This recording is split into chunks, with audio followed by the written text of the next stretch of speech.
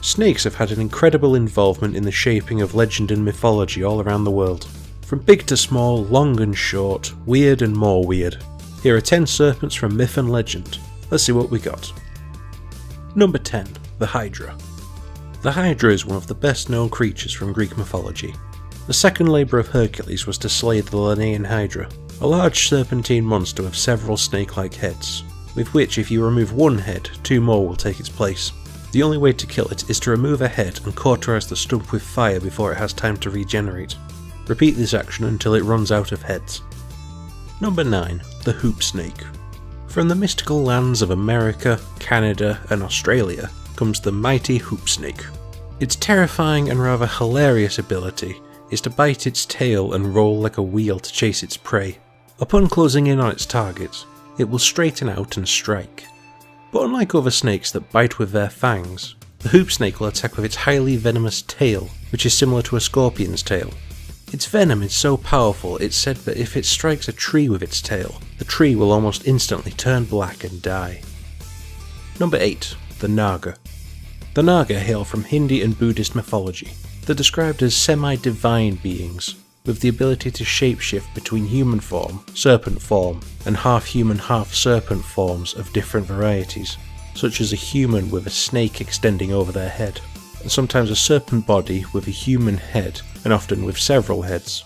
The Naga are known to live in almost any body of water, lakes, oceans, rivers, and even wells, which are said to hide underwater palaces and portals to the netherworld. Number 7. Needhogg. Within the depths of the world tree Yggdrasil, 8 serpents are known to gnaw on its roots, but the largest and most well known is the Great Needhogg, a large serpentine dragon, and when the time comes, Needhogg will leave Yggdrasil and would be seen consuming the corpses of the fallen on the battlefield of Ragnarok. Number 6. Apophis. From Egyptian mythology comes Apophis, also known as Apep. This serpent is a god of darkness and chaos. Every day Apophis would attempt to consume Ra, the sun god, aboard his solar barge and bring about eternal darkness, but every time would be defeated by Ra or one of his fellow gods, including Set, who is the only god immune to the hypnotic gaze of Apophis. The reason why Apophis had such a hatred for Ra is because Apophis was once the leader of the gods, but was overthrown by Ra. Number 5. The Grootslang. In South African mythology, when the gods were creating the creatures of the world, they were said to have combined too many attributes of strength, intelligence and cunning. This creature was the Grootslang. Realizing their mistake, the gods separated the creatures, creating the first elephants and the first snakes. But one was missed. It's said to live in a large cave known as the Bottomless Pit. The Grootslang is said to have a giant snake-like body, with a head similar to an elephant. It's also said to have acquired a vast treasure, particularly diamonds, which could be used to barter for your life. Number 4. Yamata No Orochi. In Shinto mythology, during his banishment from heaven, the storm god Tsuchinoko met an elderly couple who every year had to sacrifice one of their daughters to the creature of the high river, Yamata No Orochi, a colossal serpent with 8 heads and 8 tails, and its length was known to cover 8 valleys and 8 hills. Tsuchinoko devised a plan to get Yamata No Orochi completely drunk and pass out with its heads stuck in a fence, which is pretty similar to my last birthday, but where that ended with a fox stealing my kebab, this ended up with Yamata No Orochi being cut into pieces, which made the high river flow red with blood.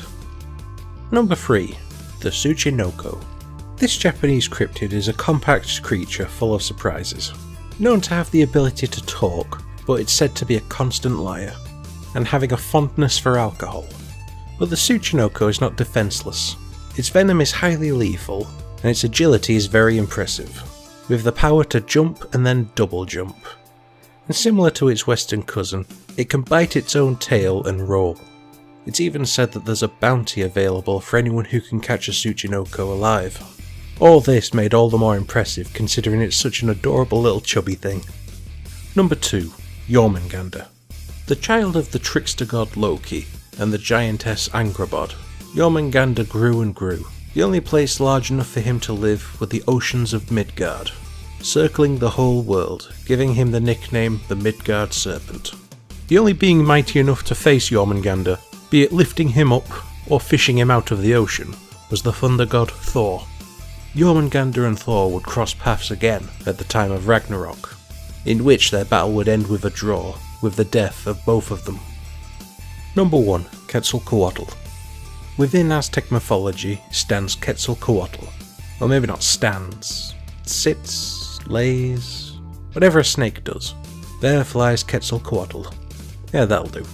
But Quetzalcoatl is one of the hardest myths to talk about, having several names and legends, such as in Mayan myth, he is known as Kukulkan. He's seen more as a dark god of war and the 9 winds.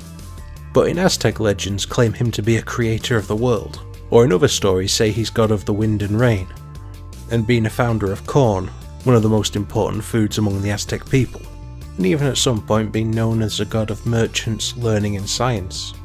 Quetzalcoatl has been described in several ways, including a bearded man who wears gold and jade jewellery, but his true form is a giant winged serpent, and plumed with rainbow feathers.